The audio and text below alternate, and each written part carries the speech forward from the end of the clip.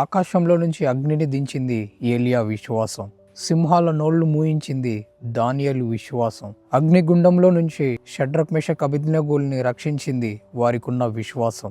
ఆ స్త్రీ 12 సంవత్సరాలుగా పడుతున్న వేదన రక్షించింది ఆమెకున్న విశ్వాసం. పరిశుద్ధ గ్రంథంలో మీరు చూస్తే వ్యాధి కలిగిన వారే కానీ, వేదనలో ఉన్నవారే కానీ వారు స్వస్థత పొందుకోగలిగారు అంటే వారికున్న విశ్వాసం. విశ్వాసం లేకపోతే నీవు దేవుని మీద ఆధారపడి బ్రతకలేవు. ప్రతి చిన్న విషయానికి కూడా దేవుణ్ణి ప్రశ్నిస్తావు. ఈరోజు నా బ్రతకంతా ఇంతే, నేను ఎప్పుడు కూడా బాగుపడలేను, నాకున్న ఈ అప్పులు సమస్యలు పోవు, ఇంత చేసినను కూడా నేను కరువులోనే బ్రతకాలి, నాకు ఈ జీవితంలో నాకు వివాహం అవ్వదు, నాకు పిల్లలు కలగరు, నా బ్రతకంతా ఇంతే, ఎంత కష్టపడినా నాకు ఉద్యోగం రాదు అని ఇలాంటి మాటలు నువ్వు మాట్లాడుతున్నావు అంటే నీలో విశ్వాసం లేదని అర్థం. నీ విశ్వాసము నిన్ను బలపరుస్తుంది.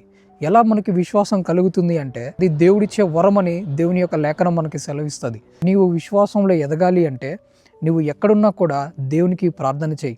ప్రభువా, నా జీవితంలో విశ్వాసంతో నేను ముందుకు కొనసాగించబడటానికి నాకు సహాయం చేయి ప్రభువా అని నువ్వు ప్రార్థన చేయి. నీవు ప్రార్థన చేసిన తర్వాత కూడా నీకు సమస్యలు కలుగుతున్నాయి, వేదనలు కలుగుతున్నాయి, బాధలు కలుగుతున్నాయి, మునుపు ఉన్న వాటికంటే ఎక్కువ నీ సమస్యలు ఎక్కువయ్యాయి, మునుపు అవమానించే వారి కంటే ఇంకా ఎక్కువ మంది అవమానిస్తున్నారు, నిందింపజేస్తున్నారు, అదే గొప్ప సూచన దేవుడు నీ విశ్వాసాన్ని బలపరుస్తున్నాడని అర్థం. విశ్వాసం ద్వారా వచ్చే ఆ ప్రార్థన శక్తి ఉంటుంది చూసారా. నిన్ను అవమానించిన వారు, సిగ్గుపరిచిన వారు అందరి ఎదుట నీ దేవుడు నీ తల ఎత్తుతాడు.